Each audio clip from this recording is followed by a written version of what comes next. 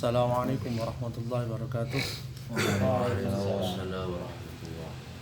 Innal hamdalillah nahmaduhu wa nasta'inuhu wa nastaghfiruh wa na'udzu billahi min shururi anfusina wa min sayyiati a'malina. Asyhadu an la ilaha illallah wahdahu la syarika lah wa asyhadu anna Muhammadan abduhu wa rasuluh. Amma ba'd. Rabbi shrah li sadri wa yassir li amri wahlul 'uqdatam min lisani yafqahu qawli. A'udzu bi kalimatillahi tammah min kulli syaitani wa hammah wa min kulli 'ainin lammah. Alhamdulillah, ikhwafillah, bapak-bapak sekalian yang dirahmati Allah.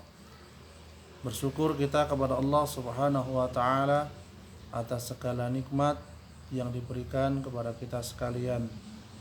Dan juga kita berdoa semoga keluarga kita menjadi keluarga ahlu surga, ahlul jannah, dan kita semua bersama-sama bertemu di sana dalam kondisi senang, bahagia, mendapatkan nikmat dari Allah Subhanahu wa taala.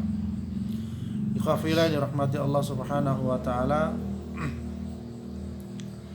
Ada 3 ciri penghuni surga di dunia.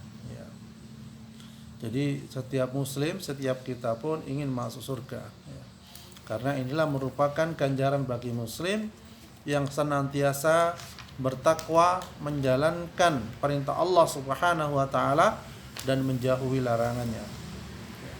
Ada banyak jalan menuju surga, dan ini penting diketahui oleh kita bersama. Ada beberapa sifat yang menunjukkan seseorang itu termasuk penghuni surga. Yang pertama apa? Ia menghindari pembicaraan yang kosong. Maksudnya ciri penghuni surga di dunia adalah mereka yang menjauhi pembicaraan yang tidak ada manfaatnya, apalagi yang ghibah, rasan-rasan, ini dan itu dan lain sebagainya.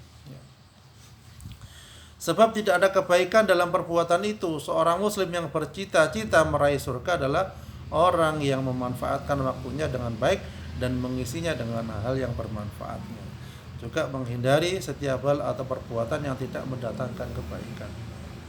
Sebagaimana dalam Al-Quran surat Al-Mu'minun ayat 3, dan orang yang menjauhkan diri dari perbuatan dan perkataan yang tidak berguna.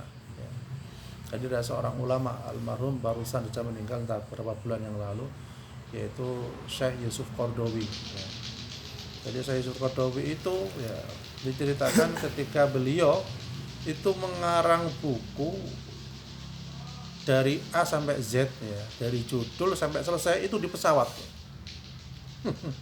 Jadi ketika awal kali naik pesawat sudah ngarang pesawat nyampe selesai bukunya. Kalau yang lain mungkin pada tidur ya. Panjenengan pernah di pesawat semua ya? Alhamdulillah. Pak Haji sudah pernah jelas. Masa naik perahu berangkatnya. Jadi ketika di pesawat baik baru naik, lainnya pada mungkin lihat apa, beliau nulis. Dan sampai di tempat entah berapa jam itu selesai satu judul buku, bayangkan. Ya begitu juga ulama terdahulu naik onta, naik kendaraan, katakanlah dari Mekah ke Madinah naik onta, ngarang kitab. Sampai tempat selesai satu kitab, masya Allah. Jadi itu kelebihan yang diberikan kepada Allah, dan yang jelas mereka berusaha menjadi hamba yang bertakwa kepada Allah Subhanahu wa taala. Kemudian yang kedua, ciri penghuni surga ialah membayar zakat. Jadi baik itu zakat dalam arti mengeluarkan sebagian hartanya untuk menjalankan kewajiban atas apa yang ditetapkan oleh Allah Subhanahu wa taala, atau zakat yang dalam arti melakukan kebaikan melalui ucapan dan perbuatan. Seperti itu. Jadi kita punya rezeki, sebagian disisihkan untuk yang enggak mampu, sebagian disisihkan untuk yang membutuhkan, ini dan itu dan lain sebagainya. Dan kemudian yang ketiga ciri penghuni surga itu adalah menutup aurat. Nah ini penting. Kapankah kita dianjurkan untuk menutup aurat? Ya ketika terutama sudah balik. Tapi untuk bagi perempuan katakanlah sebelum balik kita ajari menutup aurat. auratul rajuli ma baina surrati war rukbah wa auratul mar'atil jami'u badaniha illa wajha wal kaffain. Jadi aurat bagi laki-laki itu antara pusar dan sampai lutut, ya di bawah lutut maksudnya. Sedangkan untuk perempuan ya seluruh wajah, seluruh tubuh kecuali wajah dan telapak tangan, itu aurat. Jadi walaupun anak masih kecil, masih digendong, katakanlah anak perempuan, ya itu kita biasakan memakai apa? Jilbab. Karena apa? Supaya ketika dia beranjak remaja dewasa, yang namanya jilbab itu sudah menjadi kebiasaan. Ya. Apalagi kondisi sekarang itu panasnya nggak stabil, kadang panas sekali. Ya. Karena itu ketika anak dibiasakan dan keimanannya ini aturan dari Allah, ya, ini juga hadisnya Rasulullah dan sebagainya, supaya mereka menyadari bahwa asalnya jilbab itu merupakan suatu kewajiban. Oh panas, biasanya ngalem, panas pak, panas ma, panas bu, dan sebagainya. Dikasih tahu, nak, neraka itu lebih panas daripada sekarang. Neraka itu panasnya bukan main daripada sekarang.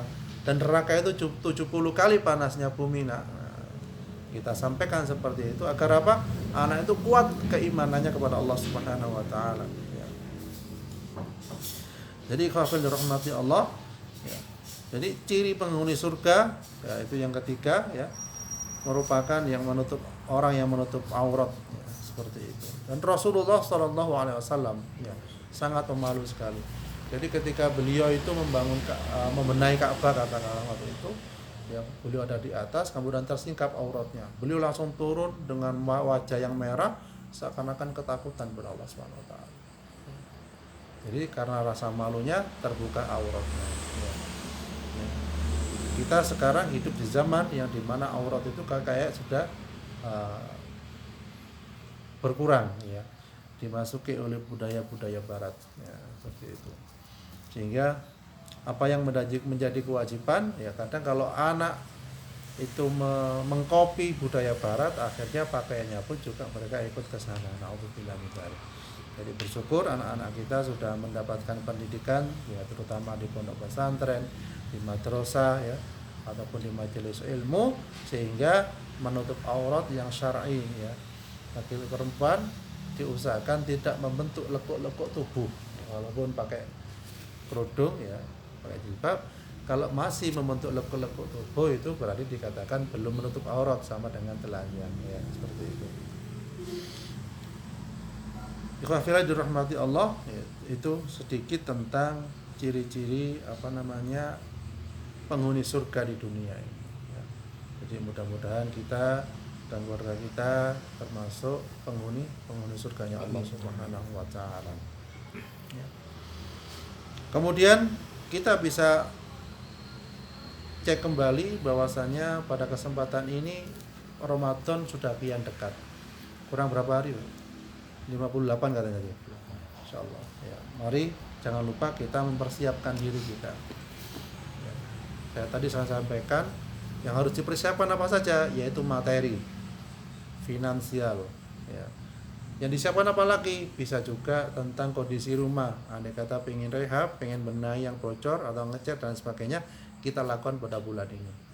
Ya. Agar apa? Agar bulan Ramadan tidak sibuk dengan membenahi rumah. Ya. Karena apa? Para sahabat terdahulu, Ramadan itu sangat sakral dengan bacaan Al-Quran yang begitu luar biasanya. Ya, ada yang sehari bisa 10 juz, ada yang sehari khatam, ada yang 3 hari khatam, Masya Allah. Artinya apa? Saking pentingnya pada bulan Ramadan ini. Imam Syafi'i sampai sehari 2 kali khatam. Kok bisa? Ya bisa. Ya ketika jalan kemana ngaji terus, Masya Allah. Ketika ngarit ngaji, bisa tak? Masya Allah. Di Lamongan itu jadi tukang ngarit itu hafal Quran rata-rata. Jadi ketika ngarit tuh sambil ngaji, saya diceritai guru saya. Bismillahirrahmanirrahim. Betul aja. Kenapa? Dapat rumput tambah banyak. Lah iya, Masya Allah, barokah ya. Jadi rumputnya seakan-akan diruqyah itu. Ketika dimakan oleh hewan piaraannya, tambah sehat insyaallah, karena mendapatkan ayat-ayat Al-Qur'an. Ya. Bahkan juga disampaikan oleh Pak Kiai Abdi Manaf itu, Lumajang itu. Jadi beliau ketika sholat ya di Lamongan Paciran dan daerah penghafal Quran emang. Jadi sampingnya itu jamaahnya tukang beca, ya beliau juga sama. Ketika imamnya salah, tukang beca ini yang benahi anunya, imamnya. Oh bacanya salah. Karena apa? Tukang beca ini hafal Quran juga. Itu tukang beca hafal Quran. Jadi memang kesempatan yang paling banyak itu sebenarnya tukang beca ini ketika duduk nunggu pelanggan sambil ngaji, masya Allah bisa berjus-jus itu. Sampai yang pernah tak ceritakan ke panjenengan dahulu, tukang beca itu sehari 10 juz. Itu dia lakukan selama 30 tahun kurang lebih.